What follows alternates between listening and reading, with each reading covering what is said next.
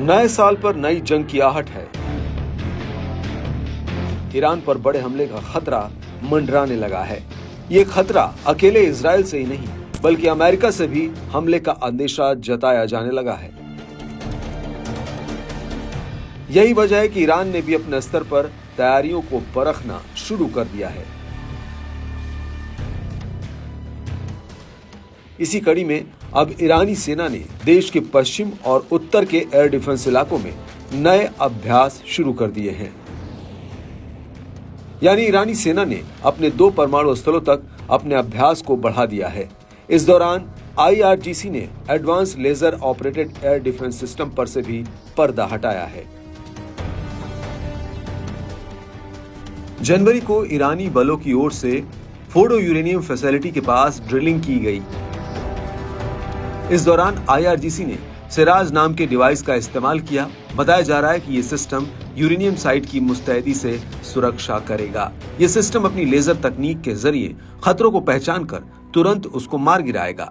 यह सिस्टम परमाणु साइट को एयर डिफेंस सर्विस देने वाली कई लेयरों में से एक है। ईरान के जंगी पिटारे से निकला ये नया और खतरनाक डिवाइस अब पश्चिमी देशों की आंखों में भी खटकने लगा है।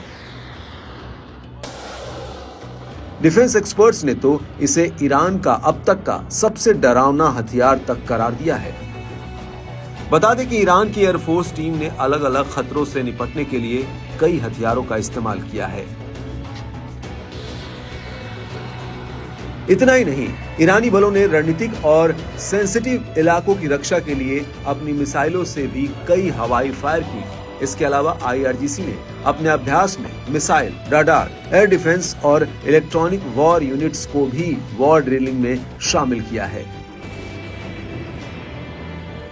ईरानी सेना ने बताया कि मानव युक्त और मानव रहित विमानों से आक्रामक और रक्षात्मक दोनों तरह के ऑपरेशन किए गए, जिनका मकसद दुश्मन देशों के हमलों के सामने अपने एयर डिफेंस की प्रभावशीलता का आकलन करना था। मालूम हो कि ईरानी सेना ने इससे पहले नातांज न्यूक्लियर फैसिलिटी के पास अपनी मिलिट्री ड्रिल की थी। इसको लेकर ईरान ने दावा किया था कि इस अभ्यास में ईरानी सेना ने अपने निर्धारित टारगेट को सफलतापूर्वक हासिल किया है।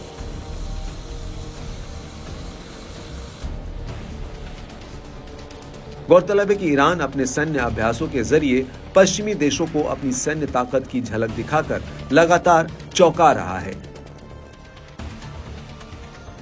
बीते साल इजरायल ने ईरान पर हमला कर दावा किया था कि उसकी हवाई ताकत को बड़ा नुकसान पहुंचाया है। इससे उलट ईरान लगातार एक से बढ़कर एक अपने हथियारों की प्रदर्शनी कर इजरायल को मुंहतोड़ जवाब दे रहा है।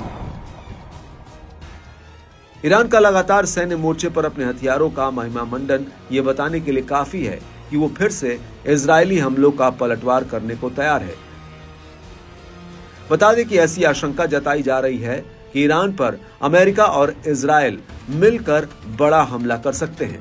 इस संभावित हमले में ईरान के परमाणु कार्यक्रम को टारगेट किए जाने की आशंका जताई जा रही है।